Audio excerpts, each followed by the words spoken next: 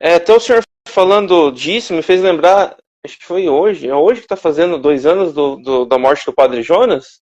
Acho que é hoje, se não me engano. 3 anos, né? 2, 3 anos, 3 anos. é.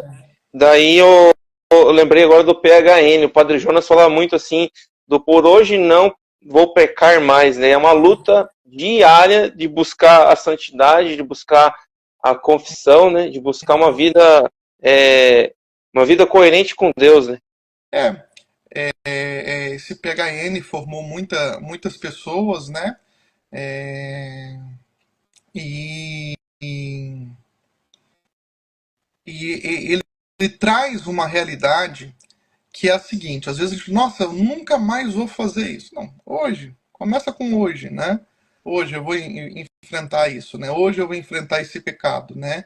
Mas o PHN, citando aqui o Padre Léo, que já faleceu, né? O PHN é somente o primeiro passo, tem que ter o PHS, né? Por hoje sim, por hoje sim eu vou rezar, por hoje sim eu vou fazer a penitência, por hoje sim eu vou ajudar em alguma pastoral, né? Tem que ter o por hoje sim. Por quê? O próprio Jesus diz isso. Se você tira o demônio de um corpo, ele vai e anda no deserto. Se ele voltar e encontrar a casa vazia, ele volta com mais sete e, como diz em Minas, a arruaça vai ser maior, né? Então, o PHN é o primeiro passo. Eu percebo muito isso na direção espiritual, né? Às vezes a pessoa enfoca muito na luta contra o pecado, e logicamente, né, a gente tem que lutar contra o pecado, mas não há um esforço pela virtude, pela oração. E o que nesses 7 anos de direção espiritual que eu atendo e tal, eu percebo que na medida em que a pessoa ela cresce em intimidade, ela cresce na comunhão com Deus, é como que se torna mais fácil a luta contra o pecado. As pessoas querem romper com o pecado e continuarem com o mesmo estilo de vida, continuarem com as mesmas práticas diárias que levaram ela para o pecado. Não. Tem que haver uma certa substituição, né? Olha, eu não vou fazer mais fofoca. Por quê? No tempo da fofoca eu vou estar rezando o terço. Ou eu vou estar exercitando o silêncio, a mansidão, né? Eu não vou reclamar, né? Eu vou murmurar. Por quê? Na hora da murmuração eu vou estar louvando, eu vou aprender a louvar, agradecer. Então, assim, tem que ter o PHN, mas temos que ter o PHS. Porque senão a gente desiste. Porque aí se torna uma luta contra o pecado somente como se fosse quase um orgulho. Olha, hoje eu não pequei, tá? Mas aí há uma diferença entre ser salvo e entre ser santo. Aquele homem rico que chega perto de Jesus diz assim: Bom mestre, o que eu devo fazer para ganhar a vida eterna? Ou seja, o que eu devo fazer para ser salvo? Jesus disse: Vá e cumpra os mandamentos. Se aquele homem morresse ali, o que ia acontecer com ele? O que você acha? É uma boa pergunta. Talvez ele não se salvaria. Não, se ele cumprir os Se ele mandamentos. cumprir, sim, mas se ele não cumprir, não. Então, ele falou assim: Isso eu já observo desde a minha juventude.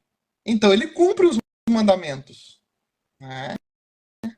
Aí ele pergunta a Jesus assim: O que me falta para ser perfeito? E perfeição na Bíblia é sinônimo de santidade.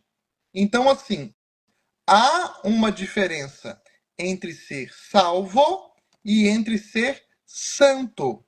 Isso que muitas pessoas não entendem. Então, assim, eu tenho que me esforçar para ser salvo, cumprir os mandamentos, confessar, ir à missa, né, ter uma vida digna, mas eu tenho que também ser generoso. Eu tenho que buscar a santidade. E uma vez, uma freira falou assim comigo, né? Mire o céu e você pode acertar o purgatório. Mire o purgatório e você vai acertar o inferno. Ou seja, se eu estou preocupado, né, em ir para o purgatório, eu quero fazer o mínimo. Eu já estou vivendo a mediocridade. Por isso aquele homem, ele sai triste, porque ele era medíocre. E a santidade, ela não é medíocre. né? Vai e vende tudo que dentro. Tem um coração só para mim, seja generoso. Então, assim, há essa diferença entre ser salvo e entre ser santo. E o desejo do Pai, segundo Jesus Cristo, é que todos sejam santos. Qual que é o grande problema que nós enfrentamos hoje, né? É que, assim, há um adágio medieval que diz assim, a graça supõe a natureza. Então, assim, esse caminho do por hoje não é um caminho que vai ajudando a nossa natureza. O caminho das virtudes. É todo o caminho que vai ajudando a nossa natureza. Para que a nossa natureza seja minimamente formada para a gente construir o edifício espiritual. Às vezes a pessoa quer rezar, mas ela não tem a virtude da ordem. O que acontece? Ela não vai conseguir rezar. E a virtude da ordem é uma virtude humana.